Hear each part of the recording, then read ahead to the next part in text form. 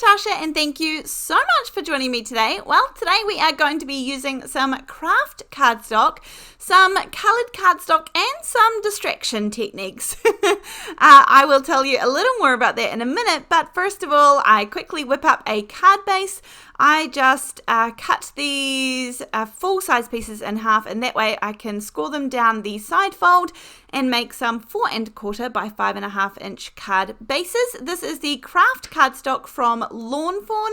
That's one of my favorites. You can get pre-scored card bases as well. Any craft cardstock is going to be good. For the coloured cardstocks, I have got these from all sorts of places today.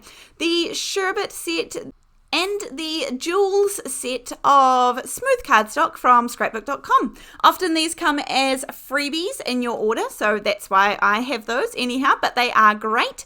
And then as for the other couple of blues, these are going to be a couple of cardstocks from Gina. One is going to be the Ocean Mist, which is this gorgeous blue, and then this is Blue Sky, which is that very true blue, light blue colour.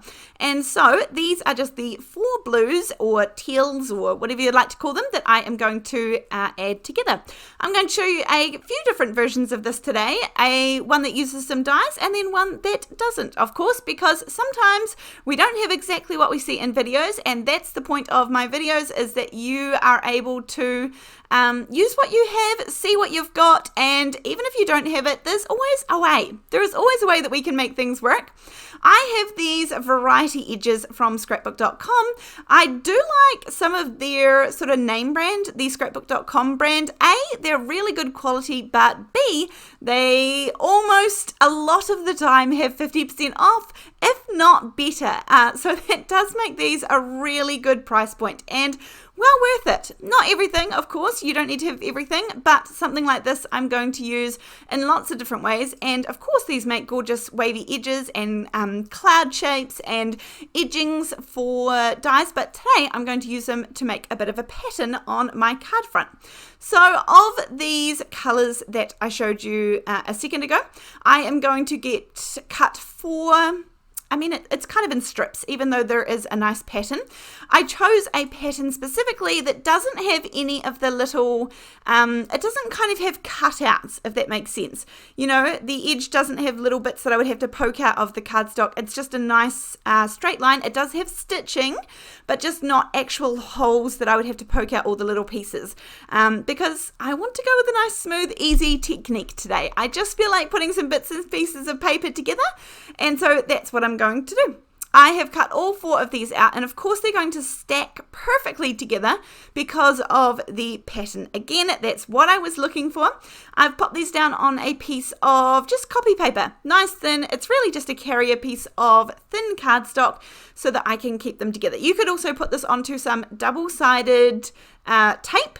And actually, that probably would have been better because I have a little mishap myself today, but that's where the distraction techniques come in. We're going to distract the eye from them. Nonetheless, I am using my matte medium glue because I'm running low of everything else. That sounds like a bad thing, but it's actually a great thing because I am working hard to make sure I use the products that I have purchased. That means that I've gone through all of my glues. I've got my trusty matte medium there, and that's what I was using today. This gets me in a little bit of a pickle because although this glue is fantastic and it's a very strong glue, you don't want to use too much of it. Pretty much with all liquid glues, I would say, honestly, you don't want to use too much of it. Anyhow, I'm going to pop this down here and I get it roughly set where I want it to go on my craft cardstock. But then instead of putting it directly down onto the card base, I decide that actually I'm just going to put it on a card front using the same cardstock. Now, I didn't put too much glue on the back here, but here's where I go wrong. I am going to pop that down roughly where I want it to go, and then I decide to die cut this out using the Master Layouts 2 die. This one is just a really good stitched beautiful rectangle. I actually love the size of it. And the also that comes in Master Layouts 2 has the next size up, which is just a slither bigger, which I love. Now, you can see there I got a bit of the glue squelching out the sides. That was my fault. A, I didn't wait until the glue dried. That would have avoided it. And B, using less would have also avoided it. You can see a little bit of discoloration. It will actually dry pretty good. But you can see a little bit of discoloration, and that's purely sort of user error. That's a me problem, and it's just one of those things when you use liquid glue. I thought I put on not much glue, but when you run it through the rollers of your die cutting machine, of course, that's what's going to happen. So that's where the distraction techniques come in. Anyhow, I want to show you a few different options. If you are going to use just plain strips, these are 1/2 inch strips that I'm using. Again, I've gone back to the liquid glue, and this one here didn't have much craft cardstock left to see. So actually I learnt my lesson here, and I feel like these are a little thick for what I was imagining. So I'm going to do one more quickly over. These ones are going to be using the 1/4 inch. So if you don't have dies, you can easily just cut out these strips. And if you don't have a trimmer or something like that, then you can just use your scissors, make them wonky on purpose, and you can always use some pencil lines to draw in the shape that you need to follow. They also don't have to be touching. That would look really cool too if you just had random strips going along your panel. Anyhow, that's a whole nother video idea for another time. We're doing the strips today, or you can use the dies, and of course you could use a lot of those dies that came on those variety edges. Here, of course, when you are die cutting out your front panel, you get the choice to pick the piece that is perfect and everything is lined up, and now it looks like I had placement perfect, whereas actually I was way off, and we just, cut that bit out because I used a die to cut the final shape. Now we have all 3 of these, and this is where the distraction techniques need to come in. So this was born out of the fact that I made that mistake on the first one, and that's okay, because through mistakes come creativity and an opportunity to think outside the box. So I've got all of these ready to go. What are we going to do? I'm going to use some texture paste. This is the opaque matte one from Ranger. Just going to be nice bright white to distract ourselves with the eye. These are some of the stencils, the mini random stars. This one is from the Crafters Workshop. This one here is also from Pretty Pink Posh, which is very similar to one of the other star ones. And then I also have this Simon Says stamp one with the stars. That one is more of a all over even pattern, but for how I'm going to use these, we can probably make it work. This one here is called, I think it was called Falling Snow from the Crafters Workshop. These are just really handy all over generic stencils to have on hand. Of course, I'm not going to use them like snow. You can see that it kind of starts like bigger drops and gets heavier towards the bottom. I just want to use these as a distraction technique, as I mentioned. So I'm just picking little selective pieces to do just a few wee bright white sparks of distraction where it's going to draw our eye to. Don't forget we're going to have a sentiment, and of course I'm going to actually pick some of those stars too and pop those randomly, and that is a choice to cover up any pieces that you just didn't quite go perfectly. So I'm going to do the same thing on all of my panels here, just some random spots of snow. Now obviously this is tricky not to get carried away because I just want to do the whole stencil. If you don't like some of them, you can quickly wipe them away as well, and that's going to be fine. This one here, I'm going to use this one because I like the size of the stars, but also I want to use a variety on my card front here.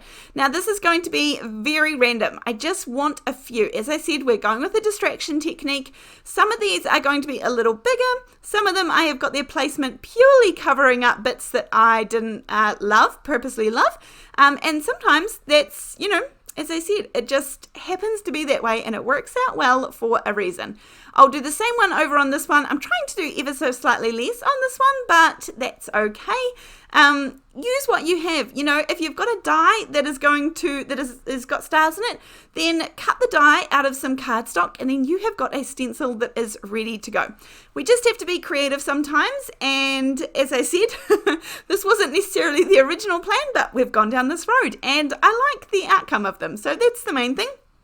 And this part here, is, as I said, choosing where to put all of these can be quite tricky. But nonetheless, as I mentioned in that Master Layouts 2, there is a die that cuts the neck size up that is just an absolute hair larger than the previous one. So I used that to cut out of plain bright white cardstock, just the cardstock that I use for my regular card bases, and that way it's got a, we are bringing in the white from the texture paste, and also will be from the sentiments, and we're going to make that a nice cohesive look throughout our project here. So I've got that ready, good to go. These are on their matting layers, and then I can pop this down onto my card base, which was the original plan.